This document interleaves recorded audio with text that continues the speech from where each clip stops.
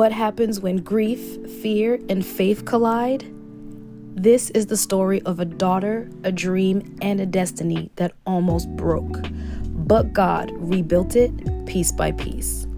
In this episode of Visible Secrets, we journey through pain, loss, and the powerful birth of a brand whose purpose is to help heal others.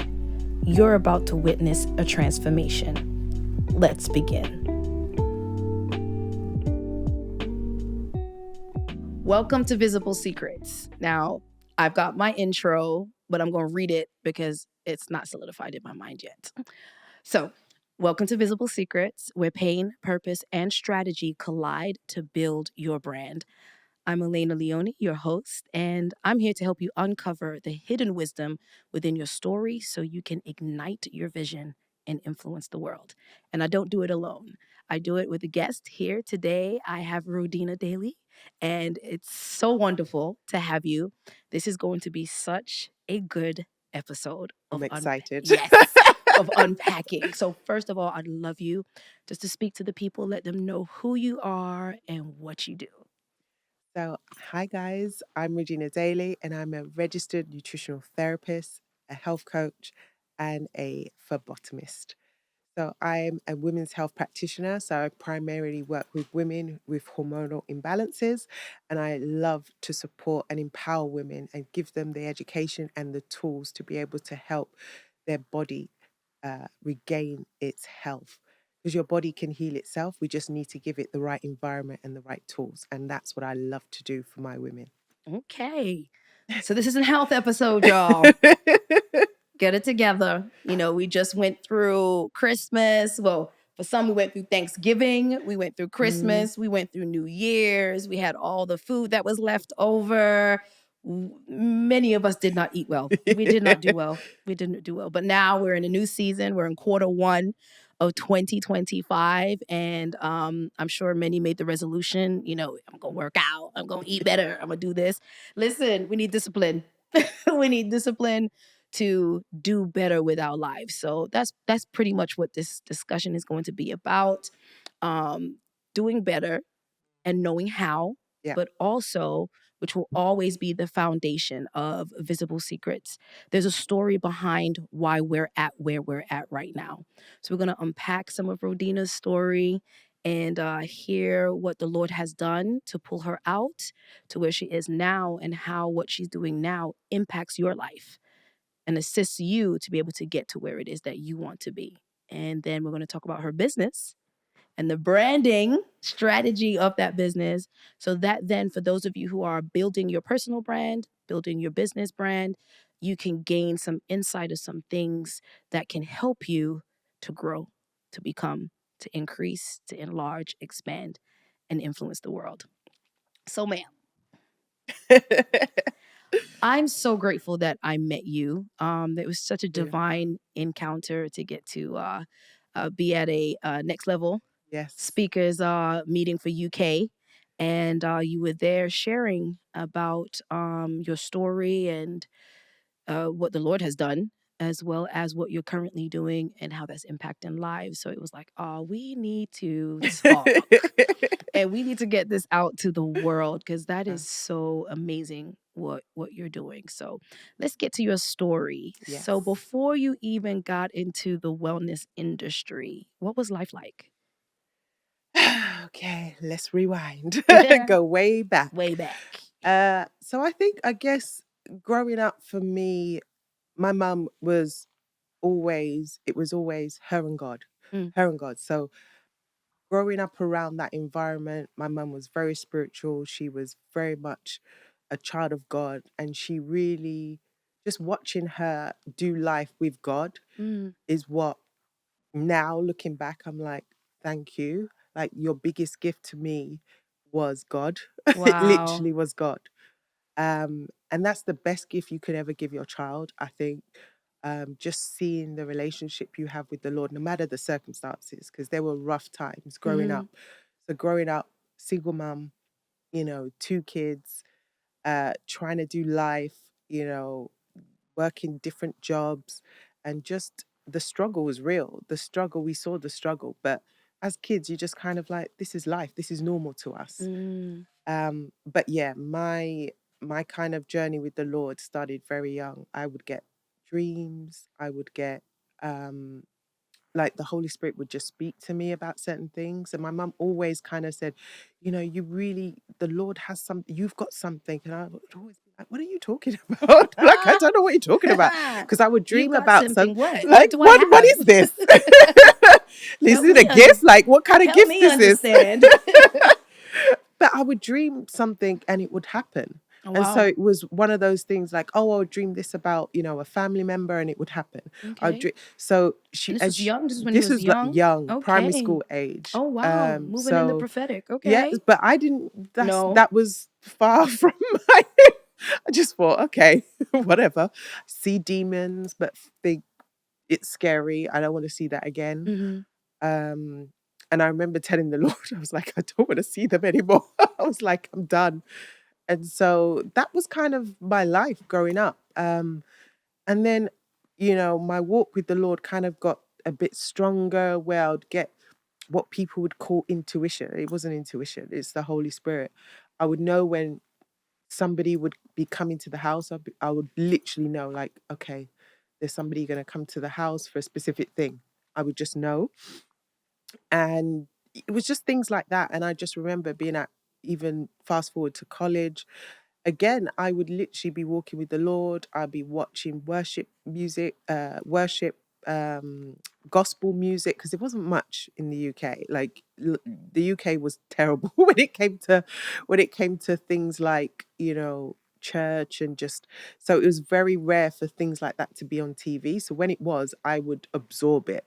Oh, So I wow. remember watching Joyce Meyer. That was like, wow, who is this person? She's a giant. Literally, I was like, there's a woman, because I only Yeah, ever saw woman men. pastor. Yeah, woman pastor. She made a way Always, for so many yes, of us. so many of us. We And appreciate just, you, Miss yes, Joyce. Pastor definitely. Joyce.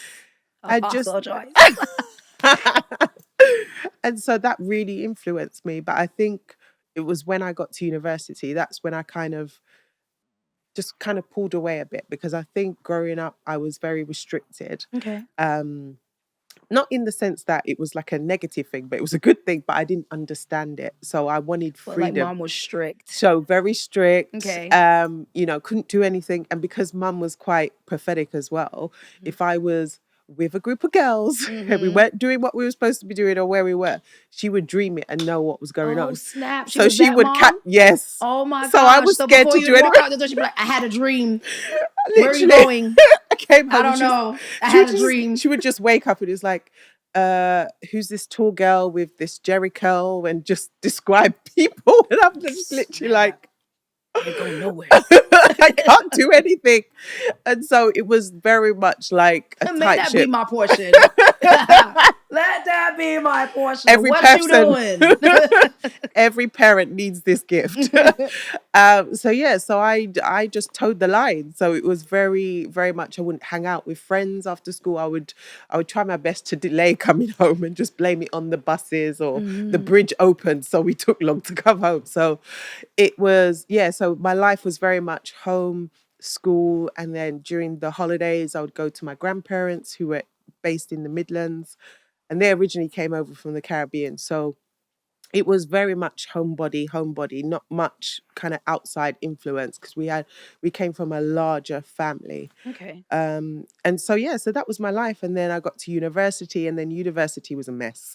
Let's just put it that way. It was a mess because I needed to get What out. is it with university in the UK? Like, it's like y'all break out, get loose. Literally. It's the same in the US. It's the same bit. Oh dear. So the reins were off because you're not around, you know, your mum to like, what are you doing? Why are you coming home at this time? So it was a hot mess. And so fast forward to now, I'm back home from university working. I'd met my now husband at university. Okay. And so that was interesting.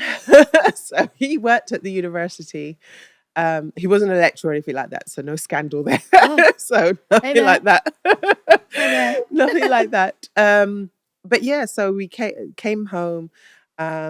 I got married and I really, started to seek the Lord deeper, especially as my especially during my first year of the marriage. Okay. I started to really kind of dig deep into the scriptures. So growing up, even when I was at university, I would still be reading my Bible. I would read my Bible every day. So I was still in the word. And it's the word that sustains you. And so, people always talk about encounters and they talk about experiences, but it's the word that's really going to sustain you. Okay. Because during some really dark times, it was the word I came back to. I would remember scriptures. The Holy Spirit will bring back scriptures like word for word. And I would literally be like, oh my gosh, I don't know where in the Bible it was, but I would know it. And so once I got married, I was going deeper in the word, and then the spiritual attack started. So that was interesting. Our I think leading up to our wedding, it was one spiritual attack after another. It's like the union was not meant to take place. So I don't know Wow. on what side, because my mum was trying to figure it out because she was starting to see things, perceive things, and she was like, something's not right. And I remember this one time she said to us, oh, demons are seeking your life, you and your husband. And this one particular time, they were going to take us out on the motorway. Now, we were getting ready to drive on the motorway. When you got a mother that can see and that can give you that inside knowledge. Listen, and that is, I mean, the prophetic, right? To give you insight of what's to come so you can do something about it. Yeah, but that's if you're really in tune with the Lord. I wasn't. I started bawling like a baby. I was like, oh Lord, why? Why me? Like, it was just so pathetic looking back now. And my mum, interceded for us. Come on. Literally didn't sleep, didn't eat, interceded, prayed, fast, everything. Wow. We took the journey, we survived. God was so good. And these things kept happening, more attacks. My husband, I remember there was one night, just out of nowhere, he was really sick, like really sick. And then I'm I'm like, oh no, what's going on? And my mum's like, this is not normal. This is not normal. He may not make it to the morning. I'm like, what? What is going on? And so again, my mum's up interceding, praying in tongues, like pleading the blood, everything. So he was bedbound, like all night. Wow. Literally, he was like, I don't know what's going on. And I'm sitting there, laying there, crying.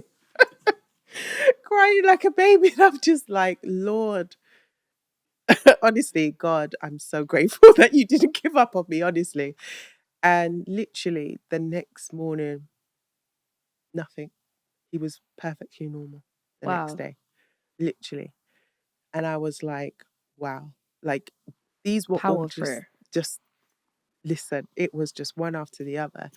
And then literally I started to realize, wait, I need to wake up. Like, what is wrong with me? Like, all this crying. Like, all this crying. You're into your marriage, attack after attack, and you're crying and not doing anything. Because, like, mum was the powerhouse. Like, why are you not taking up your Bible? Why are you not reading scriptures, praying over your situation? I was just too like, it was ridiculous. What was it though? Fear? It was fear. You didn't understand?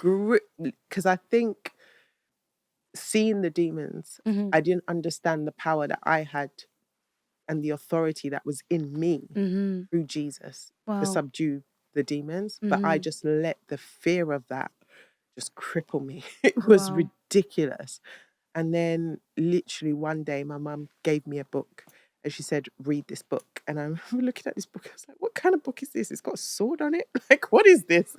What's the name of the book? And the book was He Came to Set the Captives Free by Rebecca Brown. Rebecca Brown. I read that book. I remember I got halfway through the book and I threw it across the floor. The conviction and the scariness of it just hit me. And I was like, I'm not reading that again. I couldn't finish it. I was just like, no, I'm not going to read it. And then things started to happen. And then 2 years into, so that happened 2 years, 2 years later, I'm now pregnant with our first child. and heavily pregnant with our first child. And my mum says she's been diagnosed with cancer. And I didn't hear anything else because it's like I passed out. I think in mid conversation when she was telling me, I went into the room and just laid down quiet because I was like, what? How can you? It's a death sentence because, it's like everyone we knew who had been diagnosed with cancer, they didn't make it. Maybe one Wow. or two people might have survived a few years down the line, but no one ever really made it. So I was like, no. So like crippled again with fear and just anxiety, like what's going on? I'm pregnant. It was a mess. It was a hot, hot mess. And literally that whole period in time was such a blur because it was doctor's appointments and everything just felt rushed. Wow. Everything, it was like we got the diagnosis, then we had an appointment that they were phoning every 5 minutes, like go to this appointment, go to this hospital, we're going to this hospital. And I'm running around, leaving work, going with her to these appointments, doing what I can, come back. It was a lot. So And this was a so major hit to the family at this point. massive. She was the prayer warrior for everyone, for my grandparents, and by this time they had gone back home to the Caribbean to live for good. And so she had even spent a year out there settling them out there. Oh, wow. So again, it's like, wow, what we're gonna do now? But she said it was a spiritual attack. And And how long ago was this? so this was the diagnosis came in 2012. 2012. Yeah. And So we had around got that. married in 2009. Okay. So in Mm, 2012, that was more of a time where a lot of people weren't making it through hmm cancer Yeah. diagnosis No one we knew had survived. in your It's sphere. spirit, yeah. Okay. Okay. And that was more based on what the things that were available, It was the just everybody treatments. had the same treatment. Everybody, regardless of what you were diagnosed with. So this is what we came to find out later. It was like God's waiting room, literally. She would go to her appointment and go into this huge room, and it was all people that looked like her, all black women, men, everyone sitting in chairs, hooked up to IV drips. That was it. That's their cancer treatment for the whole day. And then she would come back depleted in energy, in severe pain, in agony, hair falling out, just can't eat, can't taste anything. It was awful. Wow. Yeah, there was no support. There was no like, I would hear on TV and other people, and I think at this time as well, someone in my company at my organization where I was working, her husband was diagnosed with cancer at the same time. So we were both going through it. So we could, lean on each other and speak to each other about what we were going through. Mm-hmm. But then the disparities started to be very clear because then she's telling me the doctor's advising this sort of treatment, and then he's not getting such a high dose of chemo for him, so he's not getting the hair falling out and all of the sickness and the not tasting things, and then he's getting a hospital bed at home and he's getting a nurse that comes right, and I'm like, wait a minute. Mm. We're trying to do shift work, like me, my husband, my brother, like we're running around trying to like, help support her the best way we can. And I'm like, why is there such a difference? And so you start to look at that and you're just like, okay. Is it a race thing? Because obviously they're, Mm. he's white, she's black. Like, what's going on here? And so there was not much way in discussion about her care. And I remember having a conversation with some of the consultants and the oncologists, and they kind of sat us in the room and said, it's not looking good and all of this stuff. And I'm like, okay, but we can do other stuff. No, no, no. I said, but what sort of, are we doing testing? Like what? Yeah. The prognosis is, not good. And, you know, I couldn't take it. I just stormed out of the room because I'm like, Wow. I can't sit here and be talked down to and dismissed every time I try to say, wait, but, and have Mm. questions, and they can't answer my questions. And then I think the kicker came when she came home and uh, she was okay during the day, and then she ended up being in severe pain, and then she had collapsed on the floor, and I'm calling for an ambulance. The ambulance took a long time to come, a really long Wow. time to come. I was on the phone. I'm like, where is it? She's on the floor in agony. I'm holding my my baby who's not even 1 year old yet. Wow. And I'm like, help, we need some support. We need some help. And she gets rushed back into hospital. And because of that episode, she was in a coma. She wasn't speaking, nothing. Wow. And they kind of said, oh, her heart failed, but we brought her back, but this will be the last time. So we're going to put a do not resuscitate on her. So if anything happens again, he's going to be under that do not resuscitate. So I'm like, wait, what? But isn't that a choice that the patient makes? No, they made it. They said no. The cancer had spread so much that no. Wow. So yeah, so that again was a kicker. And at the time, a friend of my mother's had this really great prayer warrior, this prophetic guy, and said, call him, he'll come and pray. She has to wake up from her coma. Call him. So we called him. He came to the hospital, and this is when I started to really understand the spiritual nature of what was going on. Because I'm sat by her bedside. She's unconscious, hooked up to all these tubes. They're like, "Oh, she's not going to make it. She's not going to make it." And I just remember crying out to the Lord, and I remember putting some music in her ears just so she can listen to some gospel music. Crying out to the Lord, I said, "No, Lord, we can't happen." And my mum's friend, kept her word. He came and he started to pray and prophesy over her. When I tell you, as soon as he started, and then we started to pray intensely and loudly, Yeah. all the doctors were like, you have to keep this down. Keep down the noise. This is disturbing the patients. How did it? They needed to. Hush. My mother woke up. She got up. Wow. She literally raised up, Come praying, on. worshiping the Lord. Cannot Her hands deny went in the the air. glory of the Lord in the land of the living. I was like, wow, you see, even the lady who was attending to her was shocked, but had to like, wait, what just happened? She was Wow. just brain dead, like in a coma. Mm.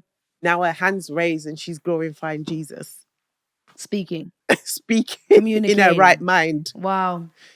And I would just remember him thinking, so wonderful, you're so glorious. And then we just kept praying, and then they were like, oh, she can't come home. And I was like, she can come home. Look, she's up, she's awake. Yeah. Like, they kept her in, they kept finding every excuse to keep her in, to the point where this went on for weeks. And I was like, this is ridiculous. No, she needs to come home. And by the time we managed to say, you know what, let's just come home, she was so weak. She was just really gone. But in that meantime, there was prayer from her friends, a lot of prayer. And even there was one evening, there was so much prayer that the angels were in the room. Amen. She literally could see things in the room, and she was just like glorifying the Lord. And I was like, God, so much. Look at this. I'm just witnessing his goodness. And I just thought, wow, look at God. But it was, that elation didn't last too long, because the next time, as soon I think, yeah, literally roughly by the time she got home, it was literally a few weeks later. Yeah, she was back in hospital, and it was a different hospital at this time. So they didn't know about the do not resuscitate. So they had resuscitated her and she came back to herself. Okay. And they were like, what was the prognosis? What did the doctor say? And obviously I wasn't saying anything. I was like, I don't know, because she's awake now. Like, can we just deal, but then they just kept investigating. So they contacted the other hospital and they said, oh, we shouldn't have resuscitated her, because there was a do not resuscitate on her. And are you really going to try and chastise her children in front of her because you've just brought someone back to life and they shouldn't have been brought back to life. Are you kidding me? Like, They this don't is what even was they don't going even on. have they don't even have that kind of ownership. Like her soul belongs to the Lord. Literally. And I was like, but then I knew she was going. She was really going. By this time, Okay. she was super weak. She had lost a lot of weight. Wow. And What type of cancer was this? this was endometrial cancer. Okay. And by this time, even her really close cousin she's very prophetic as well. By this time, she was in America, and she was phoning. We were communicating a lot. She was having dreams. She was having visions of my mum, seeing her in white. And I just knew. And the Lord, even throughout what was going on, the Lord would show me and give me dreams throughout this whole process. Wow. I would see every time she went back into hospital unconscious, the Lord would show me that. I would dream her unconscious in a hospital, and the doctor saying, no, no, no. And I'm saying, the Lord saying to me, I'll give her back to you. I'll give her back to you. Because I kept the whole time I was like, Lord, not like this, give her back to me. So the Lord Wow. was saying, I'll give her back to you for this time. But she was eventually gonna go.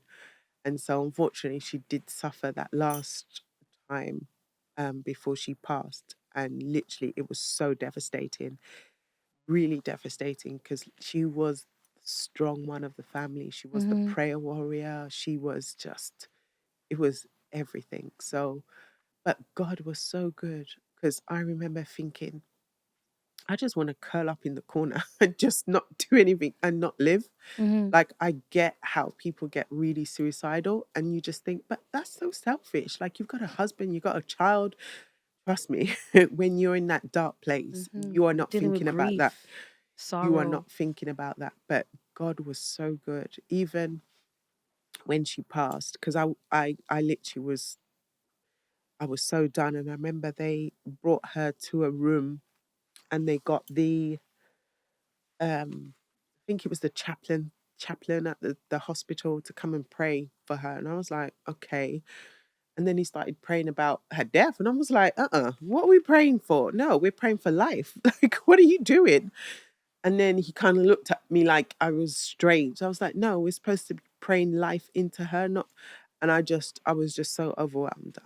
It was everything against us in these hospitals. They were very much like, this is the prognosis, like, And come this to is terms probably with it. more based on their experience. Mm, So they're one track minded yeah. as to the direction this is going. Yeah. They're not thinking about, the children, the grandchildren. They're not thinking about, how to help a family member come to terms with what's going on. It's just a routine. It's their job. This is what we're doing. We're going from A to B to C to D.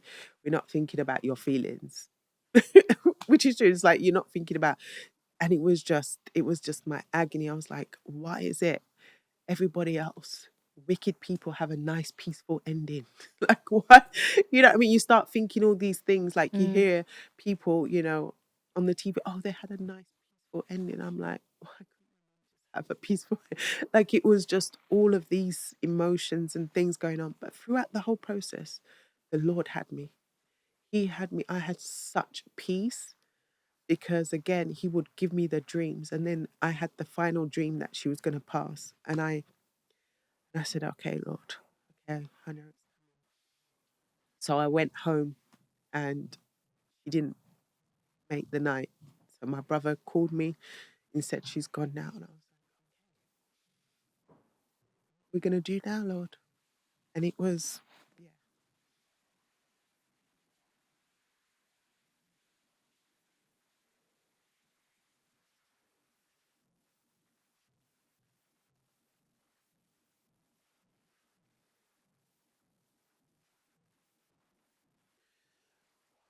Mm-hmm. God is so good. He is. He is so good. He is so good. He helped you through. He really did. He really did. So after you got the news, and of course you have to go through all the things, the processes, the conversations, letting the family know all of these Mm, things. How were you? The funeral happens. You take care of all those things. Now you're doing life without mom. Trust me, it was. But God gave me favor at work. I had favor with those that I worked with. Everyone was so kind. The Lord brought finances to cover a lot of the costs, Wow. and God just released so much in that time. I just felt so comforted by the Lord, and just, yeah, it was such a nice feeling to know how well loved she was by even her colleagues. Her colleagues loved her so much.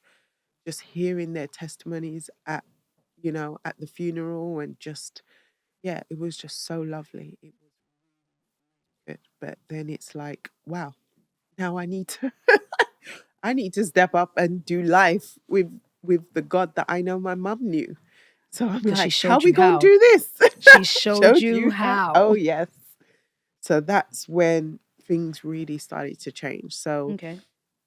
definitely towards so by this time, so her diagnosis came in 2012, and then she passed away 2013, and then literally, so not even a year after diagnosis, and so after that time I was okay, but then I started to really just be bothered by, what is the point of life? Why am I here? Like, yeah, I've got a child, great. I've got a husband, amazing, amazing husband. But why am I here? I literally was like, my mum had a purpose. She she really battled for her family. She did all that she could, for her family. But I said, Lord, what is my purpose? And I just remember It's a good question. like, what is my purpose? How am I going to live out this life? And the Lord was so good. I remember it like it was yesterday. I was sat on my couch. My husband was putting my daughter to bed. I was crying out to the Lord. And I remember just looking up and saying, what is my purpose? Why am I even here? I don't even want to be here anymore. And I just thought, wow, okay, no answer. I don't even think I wanted like an answer straight then and there. It was just like, wow, okay, silence.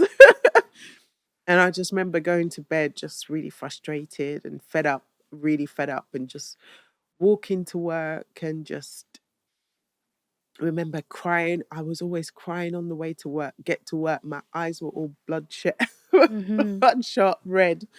And people like, are you okay? I'm like, no, I'm fine, I'm fine. But you're really not. Obviously not. I But think yeah, part they of were it too great. is that we actually don't know what to ask. Yeah. So that's the only thing you can think d- of to ask, but yeah. you already know the answer to that. And There was a couple of people that were like, it's crap, isn't it? And I'm like, they use different words, but yeah. it was crap, isn't it? And I'm like, yeah. He's like, it gets better. I'm like, I just remember being like that, just disconnected. Oh. And then literally getting to work, and just the same routine. And by this time, because I had started to look up alternatives, because I'd been just getting really discouraged with just allopathic medicine. So just, doctors and just their way of treating people. I was just so over it. It's like, Lord, there has to be another way. And I remember at the time when my mum was going through chemo, I'd found this lady. She was on one of the gospel channels, and she was talking about her life journey, and coming from a child with chronic illnesses, and growing up with chronic illnesses, being in the house and not going outside and all of this stuff, and then having cancer later on in life, and just not knowing what to do, and how the Lord helped her, and she started growing her own herbs and vegetables, and then juicing it, and the Lord was just giving her insight in what to do. And then when she started doing that, she started to get healthy and feel better. And then the Lord had told her about, going to study this, and going to college or go to university to study it. Okay. But that kind of just that kind of just washed over me. I was just like, let me just get this book. And it was called The Cancer Cleanse. And literally, That's what the lady wrote the lady about wrote, her experience. Okay. and wrote a book called The Cancer Cleanse. And I was Do you remember her like, name? I can't remember, but they call her the Juice Lady. Okay. Cherry something Cherry. Okay. The Juice Lady. Yeah, the Juice Lady. And Okay. literally, I remember reading that, reading that on my way to work when I got home from work, just flicking through the pages and just being like, wow, some of this is resonating. Like, what is this? This is really interesting. And then I just worked my way through the book, and then I started to do some of the cleanses. I did the kidney cleanse. I did everything. I was literally doing everything. But then So this is now shifting how you're taking care of you. taking care of me, because at the time after I had my daughter, obviously when mum was going through chemo treatment and I was running around and going to the hospital and back, I wasn't really eating, so I dropped a lot of weight. Okay. Growing up, I'd always been really slim and athletic and everything like that, but once I had my child, and then after I had my child, I wasn't really eating particularly well. But I realized my hormones were out of whack. My periods were heavier. My periods had a lot of clotting. They lasted longer. Like they would normally only be 5 days. It was a bit longer sometimes, like up to 7, sometimes 7 days. And yeah, so just little niggly things was happening around that time. So this would have been probably like a month after the funeral. I was really starting to notice some real changes. I was like, oh, this doesn't sound right. So I thought, oh, I'll just, at work we have a gym. So I was like, let me just start going to the gym and feeling better. So I started to feel better, but I realized, wait, I'm not losing any weight. Like it's just plateaued. Like what is going on? So you're not your best self at this point. Not at all. While dealing with grief. Exactly. Married. You have a daughter. Yeah. The only child at that time. Yeah. Okay. Yeah. So you're managing a lot. Yeah. And so it was interesting. And so, yeah, just literally started to, and it was the Holy Spirit. Looking back now, it was the Holy Spirit, because I'd forgotten about the book during mum's chemo and stuff like that. So picking it up and actually reading every single page and going through it, and then starting to see about, there was a section where she was talking about different products you use on your skin, on your hair. And now by this time, this would have been years ago, before I got married, probably in the early 2000s, I'd stopped relaxing my hair. Okay. So those chemicals, I'd stopped using it. So I kind of innately knew that those chemicals weren't good for my hair. And I started to research about the different types of chemicals and how they could cause cancer and things like that. Oh, wow. In relaxers. Yeah. And so I was like, oh, so when I know that's a whole nother thing. And so I was like, oh my gosh, yes. And then in the book, it actually detailed about, your skin being your biggest organ, and what you put on your skin, you absorb it, and how certain things can disrupt your hormones. And then I was like, wait a minute. So I started already creating my own hair products, mixing out like my skincare products together, because I knew the benefits of it and knew that that was a more natural way to go, less harmful, less toxins. And plus I wanted to stop using those kind of Asian hair supermarkets that we have. We have them everywhere on the high street in the UK. And so I just got fed up with giving them my money. I was like, I don't want to give these people my money. Like, I want to give other women that look like me my money. So I started to seek out women who would make natural hair care products from scratch, from, shea butter and other stuff. And I started to find all these Black business. I was so on it. And then I started telling all my friends, I was like, stop relaxing your hair, stop doing this, use this hair product, use this from this lady. And I would find all these, black entrepreneurial women making all this stuff, because I started making it myself, but then I got bored and I was like, I can't do this. Let me just there's pay. There's a commitment that is needed to continue. Let me pay someone else who's already done it a better job. So that became my journey. So that was all going on alongside all of what I was going through. Wow. And so when I read the book and it spoke about, products, I was like, wait a minute. So I'd already changed all my kind of hygiene products and things like that. Okay. Why am I not feeding myself real foods? Like, why am I eating all this processed food?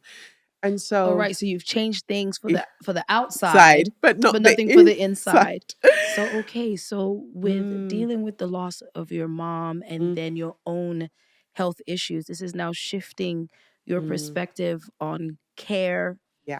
for your body as a whole. Yeah. So now you're using natural products and you're about to, shift and tell us about internally. Yeah. What are, some of the things that you did, right, in regards to the foods and changing what you eat and how you eat it? Yeah. And then how did that maneuver you into where you are now? Well, so strangely enough, I was like, but I like these foods. Like everywhere, Don't I we? want to eat the pizza. I want to eat the Okay. cheese. Like I want to eat this stuff. The fries. The fries. I'm like, what could it really do? And so I started reading her book again and again. And then I realized, oh, wait, I'll just change one meal for a raw meal. And that would be some fruits and veggies. And then I was like, let me get a smoothie maker. So I bought a smoothie. I invested in just a small, cheap smoothie maker. And then I thought, if I can just be consistent, maybe I'll do one smoothie a day or one every other day. It started to become a habit. And I was understanding the properties of what I was putting in there. So now it was the first time I did it though, I put celery, some some herbs, some nuts, some seeds. Wow. For a bunch of stuff because I went all in. I was like, all right, let me It just doesn't throw sound the like it kitchen tasted sink. good. It A doesn't. whole avocado. Wow. It was smooth. It was smooth. You did avocado. It was smooth. And thick. Literally, I was like, this is thick. I can't even do. And then I think at the time it tasted so earthy. It was so foreign to my body. I was like, I can't drink this. So I remember going in the fridge and getting some orange juice and topping it up with some orange juice, just so I could drink it. Oh man. So it was really bad. But then I just started to do it a bit better. And then my husband, poor thing, he took pity on me and got me a really nice NutriBullet blender. Said, let's do this properly. And so I kind of got a bit better with the portion sizes of things, and started to understand about things like, different kind of properties in terms of how to actually get rid of toxins in the body. So using things like chlorella, which will kind of bind to heavy metal toxins in the body and help to pull it out. And then spirulina and things like that. And I was buying all these powders. In the NutriBullet. Everything in the big, because my husband bought me a giant one. So it was a big kind of industrial one. And so I would take the biggest jug and I would drink that whole thing for my breakfast. Oh, wow. So I would take it to work. So, what about the taste part of it? So it took about a week. A week of me adding coconut water and maybe orange juice. What worked together. Yeah. Okay, so that part you didn't have together yet. You were just together. throwing stuff together because you just trying to live life. Trying to do it better. And literally after a week of just adding the coconut water and the orange juice, I said, okay, Dina, you can't keep doing this. This is not good. It's just sugary. Okay. And I'm not really a sweet tooth person. So I like things bitter anyway. So I'm like, I can do this. Let me just add water and no juice. So the following week it was water. Trust me. I think it took me about 3 hours to finish. When I would add the juice, I'll probably finish it in about an hour. Like with the water, it took me 3 hours. I'm crying. So I'm there like, chugging it down. So everyone saw me with this big, like if you see it, I have to show you it. It's this big jug with my metal straws, drinking this pile of green stuff, fluorescent green by this point, because I had bought all these different powders, because I knew about the nutrients and things like that. Okay. And so I did that consistently, and I would drink that consistently every single morning. So I swapped out my breakfast completely for this big green juice, green smoothie. And so I was having that every single morning. And so everyone at work would see it and just come like, oh, that looks gross. Everyone walking past, oh, what is that? Like literally everybody. No one had a good word to say about what I was drinking. Then it became like a hot topic. I'm sure. Literally. So this was all going on in the background, and leading up to when I'd kind of just got a bit frustrated with the Lord and said, "What's my purpose?" Okay. And so the very next day, going into work, I sat at my desk with my green juice. And this lady who worked in the office, she worked there part-time. She was one of the legal team, one of the lawyers in the legal team. And Mm-hmm. so she had said, we just started a conversation. And she was asking me about the green juice. And so I started telling her about all the properties and what I'd put in there and how it helps your skin. And she was like, yeah, because your skin's amazing. Like your skin, like it's It is glow. though. Like I'm looking at you Thank like you. there's not a blemish anywhere. Maybe not at the moment, because we haven't all been good. But yeah, she was just commenting, and she was saying, oh, she her skin, she's got a lot of hormonal acne and stuff like that, and Mm-hmm. and I was saying, oh, you should try this and this, that, and the other. And another lady, she was walking past as well, and she would stop by and talk to me, and I would comment and say, are you like, are you okay? Like, because she was very pale. Mm-hmm. And she was from Poland, and she was like, yeah, I'm fine. I was like, do you take any vitamin D? And she was like, no, I should do. The GP did say I was deficient in vitamin D. I was like, yeah, I think you should continue taking it, because I think, you need it. Like, and she was like, oh yeah, because they did say I was deficient, but I don't think I need. And I was like, no, I think you still, if you haven't been tested, like, to take it. And then she had, you know, subsequent spoke to her doctor, and Mm-hmm. yeah, she was deficient, and she needed to. He advised that she keep taking it, and so I she would mean, ask me like, "What?" UK, that's actually a big deal for us Literally, in the UK okay. because there's no, like it peaked out today. And I was like, oh, praise I God. know. I was like, I'm standing at the window. like, Ah! But especially, I mean, I think for all mm, people, you just need to be making sure that you're taking vitamin D. But for those of you that, mm. you're high, you look like me. Um, you look like me or darker. You need to increase your Vit D. It's Vitamin D3 with yes, K2, please. with K2. Very important. I know I Yes. missed that part. Um, it's much needed Yeah. for us to feel well. Yeah, for our hormones, because it's not a vitamin. We call it a vitamin, but it's actually it's really powerful for our hormones, for our bone health, for our brain health. Wow. It's in everything. Our cholesterol, like, it's so important and powerful. And this is what a lot of the time it gets missed, because the research. Unfortunately, a lot of our doctors here in the UK are under looking at the old research. The old Okay. research will state that our bones need 800 to 1,000 IUs. So that's why they always recommend 1,000 IUs of vitamin D3. And it's kind of like, well, yeah, well, what about everything else? My brain needs a bit more than that. Like, my Mm, hormones need a bit more than that. Like, the other functions need a bit more than that. So when I'm working with, my clients, I always advise, after they've been tested, I'd always advise minimum 4,000 IUs mm-hmm. a day, and especially in the winter, more. But that's because we can monitor it, and we can test every 3 months to make Okay. sure. Because you're not going to be toxic unless you have to be taking huge amounts of vitamin D3 without the K2 to be really toxic. We're talking 50 to 100,000 IUs for like 10 days straight, Wow. like, to get any kind of toxicity. Okay. So there is kind of like a fear from the GPs, like, oh, don't take, oh, you're taking 5,000. Oh my gosh. Oh, you're taking 10. Oh my gosh. Eh, It's like, no, we need it. But there's you other have parts to of the test. body that Yeah, needs this exactly. hormone. Okay, so And be yeah, encouraged, people. yes. Because there's people that don't take vitamins at all. But if But you you need a good live in quality. UK or anywhere that has weather like the UK, so the sun is not shining that much in your region, you need to up your intake of 100%. Vit D. I am not a general practitioner. Mm. You know what I mean? I'm not. You have more credentials in that area than I do, but even I know.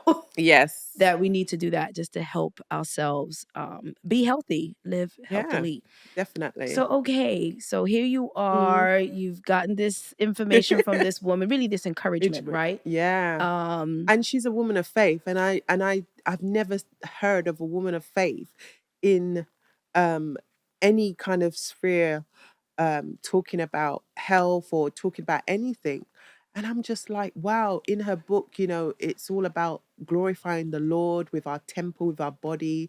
And so reading her book really kind of like ignited my passion to go dig deeper into the scriptures and into the Lord and build my relationship a bit deeper with him. Okay. And so literally that kind of knowledge that I was gaining from her book really kind of spurred me on. And so going into work with my green juices, starting conversations with people, and this lawyer asking me questions, and she kept asking me questions and I would give her answers, and then she was like, you need to study this. And I remember thinking, huh? So even though I'd read about the juice lady studying, it still didn't equate to me that you could study this thing. Because I was just like, what? You can have a qualification in this? And she was like, yeah, you need to study it. And I remember she told me where to go and study. Wow. But it went through one ear and came out the other ear because I was like, okay, bye. Kind of happened. And because she was part-time, I didn't see her again for another week. Wow. So, but during that time, it started to play in my mind. And now I know it was the Holy Spirit. I kept playing them. So then I started Dropping to Google it. seeds. I literally was Googling, and then I just kept finding online courses. And I was like, that doesn't sound right. I want a proper qualification, not just a course. Because I think there's a lot of courses online that are for nutritionists. Okay. And I was like, no. I need to help people and support people, not just, what food's good for what. Like, I need to know how to support a woman going through what I've been through, or anyone going through cancer, whatever. I need to know those things. So I was like, no, I just innately knew through the Holy Spirit that no, it's a specific course. There's something specific that I can study, not just about food nutrition. Like, that was like, oh no, because a lot of the courses were online, and they were for like a few months, and then you would get a certificate. I was like, that don't sound right. that's not a real thing. So then a week went by, and then she came back, and I'd forgotten about it, and she obviously had forgotten about it, but the Lord didn't forget about it. And then we started talking again, and she asked me another question again.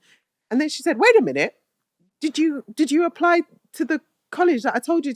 I was like, well, I had a look, but I can't remember where you said. She pushed me on the chair, literally came to my desk, pushed me off my chair, sat at my computer, typed in the name of where I should study, and said, this is where you need to apply to. Oh, wow. And I remember thinking, okay. And she's like, make sure you do it. When I come back next week, you've put your application in. I was like, okay. And literally I was like, okay, I'll do it. If I get in, then it's meant to be, I guess. And so I applied, I went, sat with them, spoke with them. And they were like, yeah, we'd love to welcome you onto the course. And I was like, really? Okay. And so and this course was for what? What qualification was this? So this is for naturopathic nutritional therapy. Okay. So you would actually work with clients, you'll do, one-to-ones, and you would do over 200 hours of clinical work. And so I was like, this is the place. This is it. So for layman terms, okay. For the person who did not understand anything that you just said, so what is it that you do? What is it that you're qualified to do? I am qualified as a registered nutritional therapist, which means that I can basically work with individuals one-on-one in a workshop setting, in group settings, but I'm able to give them personalized nutritional care. Okay. And that's through lifestyle changes, through dietary changes, through supplemental changes, but also to go through different kind of functional testing. So in essence, we're trained in functional medicine. Okay. Functional medicine principles. So we're able to look at the body as a whole, down to the cellular level, and actually kind of work out what's going on in somebody's body to kind of detect, okay, so this is what took place in your life. You've had this trauma, you've had this happen, you've had this from birth to now where you are now, and we can draw correlates of what took place. So we can actually, oh, okay, so you were a cesarean baby. Okay, so you didn't get the kind of the good nutrients that you would have had if you came down the birth canal. You wouldn't have had that protection from those microbes. So, okay, so we need to sort out the gut microbe. So, it's just kind Wow. of being able to build a picture of like, From when when you you were were born. born and even before. So we look at your mother and see what was going That's on in her so life. good. And we're able That's to kind of depth. build a picture. And if there's trauma there, we know trauma can lead to physical illnesses Yeah. because it can manifest physically. Yes. So again, it might mean that I say to you, okay, there's a lot of trauma that took place here. Mm-hmm. Let's see if we can connect you with a therapist first, and then we'll come back and we'll work on what we need to work on for your physical kind of health. But I think the mental health, takes precedent over like you wanting to lose weight right now. Let's do, Okay. you know what I mean? So we're able to kind of like, see what's going on at a deeper level. And because when we have our consultations, then generally 60 minutes to 90 minutes Oh, wow. for the initial consultation. And we Okay. So go now we're through unpacking everything. what you do. Okay. Yes. And so, yeah, so it goes very, very deep. So we look at everything. So there's no stone unturned. Unturned. That's amazing. Yeah. All right. So you went into Yeah. this course, and this is now what you got qualified to do. Yes. And then, okay, so once you got your Mm, qualification, and I know you've shared a little bit mm, that, the consultations that you give and how deep you go into those consultations to give people um, uh, uh, a plan of care, yeah. right? A plan of care of how to take better care of themselves. How long from when you were when you completed the course Mm, to then now starting this business? yeah. So that's interesting. So as soon as I was qualified, I jumped headfirst because again, it became my passion. So whatever I was learning on the course, I wanted Hmm. to share it with people. I wanted to share it with the world. Like social media was there, but it wasn't like a big thing. Hmm. So, otherwise I would have been on social media sharing it with the world. But at the time I was like, I need to share this with his people because God was like, I want you to help my people. Mm. Because what I noticed, especially in churches, everyone was sick. Everyone was sick. Everyone, there was like, when it's time to, when you would have funerals or you would have weddings or whatever, the announcer would always say, "Oh, anyone diabetic, go up first." And you see this big line of people go up. And I'm like, what? I was like, Ay. what is going on? Yeah. So I was like, Lord, okay, you called me to help your people. Let me help your people. So the first thing I did, I went straight to my pastor and I said, I want to give a talk. Thinking only 5 people would show up. The whole church showed up. Oh, because they they want want they health. want the information. And I think I was so green at the time. I just kind of like I had about 1 million slides and I was telling them about health and what they should do. And it was a lot of information, but to be fair to them, they sat through it and And they people are asked able to a ton. glean, Yeah, what they they asked can. questions. And I kind of went through it stage by stage. So I started talking about, what health is, Yeah. and what good health looks like. And so I started off, telling a lot of the parents, like, can we not do the cereal thing? Please, Mm-hmm. let's get rid of the cereal. Let's get rid of this. Um, I think we've been so conditioned for just anything that's convenient and easy. And it's just like, Absolutely. And I think and it's part of it there. too is TV, right? This is how Mm, things are promoted, yeah. how they're marketed to Mm, us. yeah. I can't remember the name of this lady, but she was on a podcast with, oh my gosh, I don't want to butcher his name, but I think it's like Tony Welch or it's something Welch. Taylor Yeah. Welch. I can't remember her name Mm. though, but I can see her face. She was also on a podcast with Apostle Tomi Ariomi. She was sharing spiritual things and such. But in this particular conversation, she was talking about culture, right? And that how in one generation the enemy can introduce something right? And that generation accepted it, even though they know it's not right, but they Yes. accepted it as part of culture. It's then passed on to the next generation, passed on to the next generation. And by the fourth generation, it's really become a part of culture that they don't question it. It's just Exactly. what we do. So cereal Exactly. is just what we do. Yeah. Candy is just what we do. Walking into the supermarket and buying groceries is just what we do. Only of the last year, I've really pondered that. Like, man, like back in the day, they just grew what it Everything. is that they They needed. grew Not that they everything. didn't have a marketplace, Yeah. but you know what I mean? For Even the when I most was part. growing up, we didn't have a supermarket on our doorstep. It was the local greengrocers. So you wouldn't get anything really in plastic. We never really had plastic bags. Everything's And in plastic. this was like the early 90s. Like we Mm, had so there were brown paper bags. So all our fruits and veggies would come in brown paper bags. we're in a different world. And we had a trolley, We're in a different world. that demon It's a different trolley. time. That demon Everything is trolley. in plastic. Things have preservatives. They have colors. I think UK Yeah. do a bit better with the coloring and Yeah. stuff like that. US, Yeah, you because know, we got US all it's these things yeah. in food. But we're just so used to going in the grocery store and we just grab, Yeah. you know, what, Yeah. cheese, Velveeta And it's cheese. there because it's bright packaging, it looks good, and you Pretty. read the front, but no one ever turns to read the ingredient list. We're starting to read it, but we don't know what But those it's good. words mean. If you don't know what it is, put it Don't back. buy it. Put it Don't back. buy it. Put it back. But yeah, no, definitely. And I think just being able to educate the people in the church was my main goal. Like I thought, yes, I'm going to do this talk and everyone's going to get fit and healthy. No one's going to be on medication ever again. Boy, was I wrong. Yeah. Because everyone in the moment was so excited. And then you kept Talking hearing about a life change, man. Like, it's like, oh, I said, just do one thing. I was like, if you can only just drink water, Yeah. drink water. Like, because no As one you say drinks it. water. Drink your water. And that's the thing. Just start small. Like I did. All I did was change my breakfast, to a green smoothie. And it gave me so much more energy. I felt better. And then I started making better choices because now, because of me introducing these nutrients into my body that they were missing for decades, now I'm tasting things properly. I'm like, oh wait, that has too much salt. Wait, I'm noticing the flavors of things and I'm like, I don't like that anymore.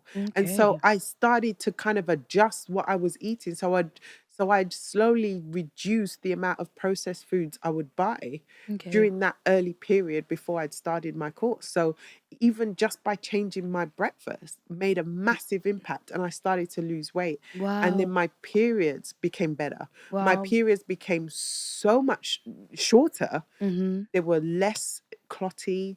They had, it was just like, it was by the second period I noticed a massive difference. So the first one was still a bit like it was, but by the second period, the third, and even the fourth period, I was like, You're feeling the different. pains, there was no pain. Oh, wow. There was no crippling pain. I used to suffer with so much pain, like just, All it from was awful. changing Just a by meal. adding one green smoothie into my diet a day.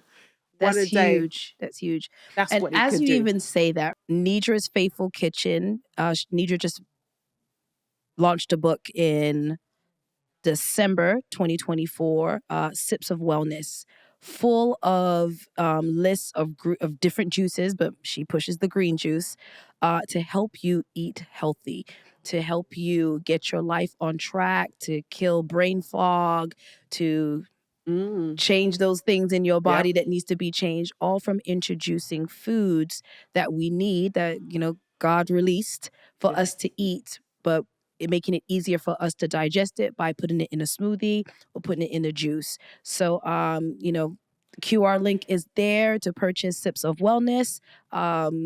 If you need help with juicing and they taste good, Sips of Wellness. So thank you, Nedra. Amazing. All right, so tell us about, because now you're at the stage of, okay, you're experiencing the change for yourself. You've done the course, and now you've created a system for people to go through where you're giving them a consultation, and now you're helping them put all of these things together to and not just put something together, but it's very specific to their issue and their Yeah. problem, Yeah. to help them get out of what they're in, Yeah. to live a better life, which is what God wants for all of us, because we want to live out all the days that he has written in the book of life concerning us, all of them, right? So we can accomplish what it is that he's called us to do. So with that, now you're creating now your brand, your Yes. business, and to get it out there, right? Yeah. Because you sat in the church, you gave them the truth, right? Gave them it and on they a heard plate. you. They heard me. They heard you. Now, Yeah. did they run with it? Some of maybe. them, some did. Some were really good. They really upped their water. A lot of them started to up their water intake. Okay, so there was a So deposit. there was something. There's some little Some moved sprinkles. with it. So now you have Yeah. this company, and you're wanting to take what you have to reach the world. You want to touch women. Yeah. This impacts men too, Exactly. right? In living a better life, living a more healthy life. How did you begin with your outside of your talk with Yeah. the people in the church, the body, to build your company? Yeah. Because now we're talking about branding this idea that the Lord has deposited in you. Yeah. You've done the knowledge piece. You've got the knowledge. You've built. You've increased capacity, is what I would like to say, to be able to help others. But now you've got to get in front of them. You've got to reach them in a way that they can be reached. So let's talk about your branding and the beginning stages of building your company. This conversation with Rodina Daley is too powerful to fit in just one episode. But don't worry, it continues. Next episode drops next week, or check the podcast playlist on my channel for part 2. Get ready to go deeper. This is Visible Secret.